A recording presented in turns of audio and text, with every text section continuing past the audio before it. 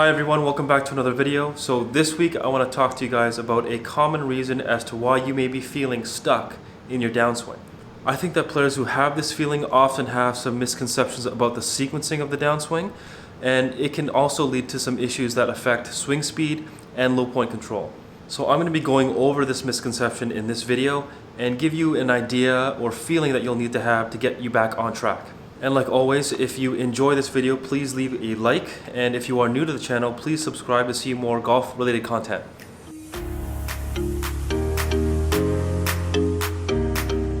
So I often get some questions from you guys or even students that I teach about what body part starts the downswing, how to clear your hips, and how to produce more club head speed.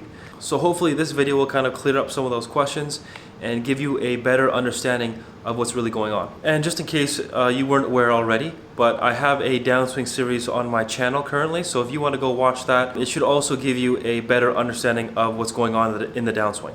So when a player says that they have this feeling of feeling stuck, they usually say that they have a hard time releasing the club head or getting the club head to move past their hands.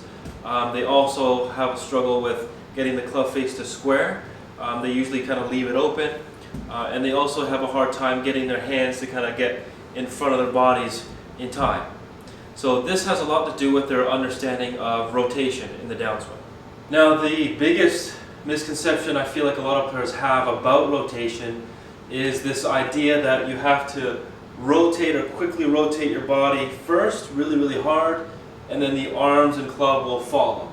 Now this idea or feel may help some players with certain tendencies, but it shouldn't be taken too literally for the majority of amateurs. Now when a player rotates very quickly from the top of the swing without moving their arms fast enough, you're putting yourself in a very difficult position that requires a lot of timing in the wrists in order to square the club face. Now during my swing here, I am demonstrating a player that would turn too much or too early in the downswing to where the belt buckle and the buttons on my shirt would point well in front of the golf ball very early on in the downswing. Now with the hands so far behind my chest coming into impact, the player will either have to throw their wrists at the ball, or they'll drag the arms and club through impact, which are both compensations to bad sequencing.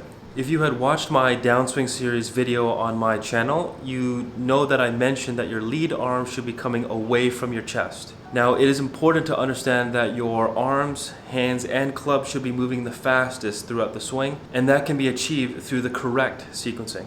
So whenever I see a player demonstrating this mistake, oftentimes the solution is to slow down the rate of rotation in the body so that the arms and hands can get more in front of the chest. So as you watch this swing here, you'll notice that my belt buckle and the buttons of my shirt are not pointing too far in front of the ball prior to impact. So this would kind of show you the correct sequence of the downswing where my body isn't turning too excessively or too early in relation to my arms and my hands. So now the feeling that I often prescribe to these kind of players is to feel as though when they're coming down from the top of their swing that their body stays close to the target, meaning they don't open up their body much at all. Okay, so they're going to keep their chest and their belt facing away from the target for as long as they can, while their arms and hands and club pass their chest.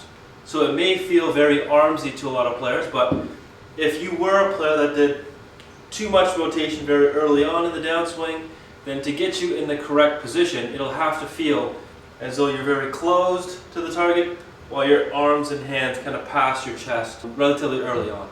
So if you can get the correct sequence of the downswing to where your arms are getting more in front of your body or in front of your chest, as opposed to staying behind your chest too long, that feeling of being stuck in the downswing should gradually disappear, and it should feel a lot more free.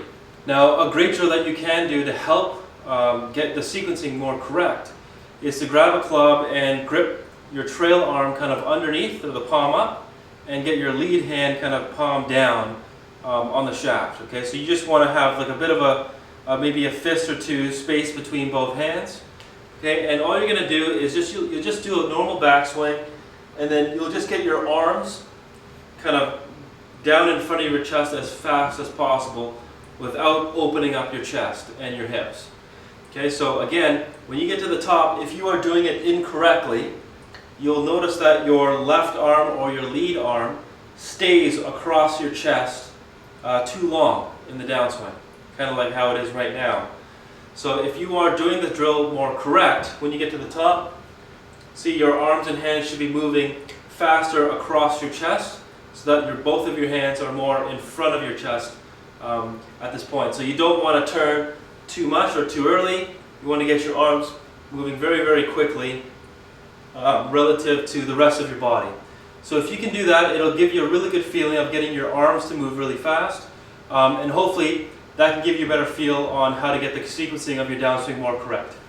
Thank you so much for watching. I hope this gave you some new perspective on this specific issue. And if you have any questions at all about what I talked about or any of the drills, please leave a comment down below. Let me know what you think. You can be sure to follow me on my Instagram at Jonathan K. Moss. But other than that, I will see you guys next week.